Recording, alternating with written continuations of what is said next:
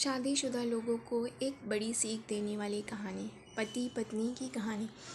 पत्नी ने ना जाने क्या किया था कि पति ने उसे एक के बाद एक कई थप्पड़ जड़ दिए। हमेशा हर सिचुएशन को शांति से हैंडल करने वाली पत्नी भी इस बार इतनी अशांत हो उठी कि उसने अपनी चप्पल ही निकालकर पति की ओर फेंक दी।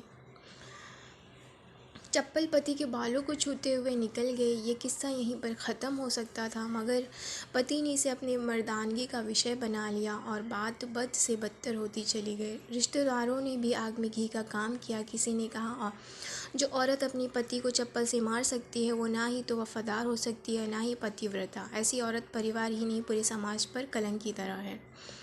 बीवी के पक्ष वाले कहाँ पीछे रहने वाले थे। किसी ने कहा 21वीं सदी में भी जो स्त्री के साथ मारपीट करते हैं उन्हें तो जेल भेज देना चाहिए। कोई कहता ज़रूर उसको कोई और पसंद आ गई होगी, इसीलिए अब पत्नी से मारपीट करने लगा है। बात कोर्ट तक पहुंच गई। दोनों पक्षों ने एक दूसरे के खिलाफ केस फाइल कर दिया। पति ने चरित्रहीन होने का तो पत्नी ने दहेज और शारीरिक पीड़न का आरोप लगाया। 2 वर्षों से अधिक समय के लिए केस चला। इन 2 वर्षों के दौरान पति पत्नी अलग अलग रह रहे। इन 2 वर्षों के दौरान दोनों पक्षों के समर्थकों की संख्या कम हो गई थी। पहले जहां दोनों पक्षों के समर्थकों का समूह होता था, अब गिने चुने लोग रह गए थे। पति और पत्नी दोनों का आर्थिक स्थिति भी इस समय के दौरान नीचे गिर चुकी थी। जिन्हें वो अपना शुभ चिंतक समझ रहे थे, वो पैसों की बात आते ही उन्होंने अपना पल्ला झाड़ लिया था। अगर कोई देने पर राजी भी होता तो मोटे ब्याज की शर्त पर। आखिरकार वही हुआ जो सब चाहते थे, डाइवोर्स। हर कोई खुश था, दोनों पक्षों के रिश्तेदार, उनके माता पिता, दोनों के वकील। लेकिन 5 साल की सुखद शादी का एक सुंदर बेटी होने के बाद भी मिले इस डाइवोर्स से पत्नी मूक थी और पति शांत। शायद एक इत्तेफाक ही था कि इस खुशी को मनाने के लिए दोनों पक्षों के लोग एक ही चाय की टपरी पर बैठे आमने सामने। इत्तेफाक इसलिए क्योंकि ज़्यादातर लोग जो एक दूसरे के विरोध पक्ष सपोर्ट कर रहे थे, एक दूसरे को अच्छे से जानते भी नहीं थे। पति पत्नी ने इन सभी से दूर एक दूसरे के सामने मेज पर बैठे। पत्नी ने पति से कहा, अब तो खुश होंगे, तुम्हारे मन की जो हुई मुबारक हो। तुम भी तो आज जीत गई हो। मुझसे तलाक तो तुम्हें भी मिल गया। Congratulation to you too. पति ने कहा। तलाक को तुम जीत का प्रतीक समझते हो? पत्नी ने पूछा। पति चुप रहा। थोड़ी देर की शांति के बाद पति ने कहा, मुझे तुम्हें 5 लाख रुपए अभी और हर महीना 8,000 देने का आदेश है। अभी मेरे पास पैसे नहीं हैं, इसलिए मेरा जो सिटी में फ्लैट है उसे तुम्हारे नाम कर देता हूँ। पत्नी बोली, लेकिन उस फ्लैट की कीमत तो 18 लाख की है।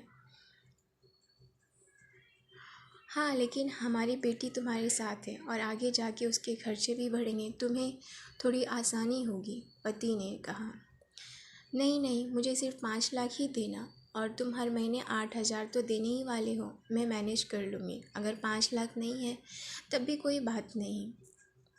पत्नी बोली। दोनों फिर से शांत हो गए। पति सोचने लगा, कितनी भोली और समझदार है ये औरत, जो कुछ समय पहले तक मेरी पत्नी थी और अब अनजान। ये वही है जो कम से कम खर्चे में घर चलाती और पैसे बचाकर जन्मदिन और बर्थडे पर हमेशा मेरे लिए नए कपड़े लाती। कभी कभी बीमार हो जाती तो पैसे बचाने के लिए मालूम न होने देती। घरेलू नुस्खों से अपना इलाज कर लेती, मगर घर में कोई और बीमार होता तुरंत डॉक्टर के पास ले जाती। मेरी हिम्मत मारी थी जो मैंने अपनी झूठी मर्दानगी के चक्कर में इस गलती कर बैठा। पत्नी के दिमाग में भी उथल पुथल चल रही थी। अभी भी वैसा का वैसा है। पहले भी खुद से ज़्यादा हमारे बारे में सोचता था, अब भी वही कर रहा है। ये वही आदमी है जो मुझे एक्सीडेंट से बचाने के लिए खुद मोटरसाइकिल के आगे कूद गया और अपनी उंगली तोड़ा बैठी। कौन सी मनहूस कड़ी थी जो मैं झगड़ा कर बैठी। पति ने मौन तोड़ते हुए पूछा, अब तुम्हारा कमर का दर्द कैसा है? ज़्यादा तकलीफ तो नहीं होती? पत्नी ने हल्का सा मुस्कुराई और बोली, अभी भी होता है, अब तो पेट में भी क्रैम्प्स उठते हैं। वो तो हो गई, तुम योगा या कसरत भी तो नहीं करती हो। अब किसी गायनाकोलॉजिस्ट को ज़रूर दिखा देना। पति ने कहा। तुम बताओ, तुम्हारा अस्थमा कैसा है? क्या आप भी दौरे पड़ते हैं? पत्नी ने पूछा। हाँ, पढ़ते हैं, पहले से ज़्यादा। क्योंकि अक्सर इन्हेलर भूल जाया करता हूँ याद दिलाने के लिए तुम जो नहीं हो अब। पति बोला। पत्नी की आंख में आंसू आ गए। वो बोली, तुम्हें मेरे चरित्र पर सवाल नहीं उठाना चाहिए था, तो ये परिस्थिति आती ही नहीं। हाँ मैं जानता हूँ तुम बहुत अच्छी हो, मुझसे गलती हो गई, बहुत बड़ी गलती।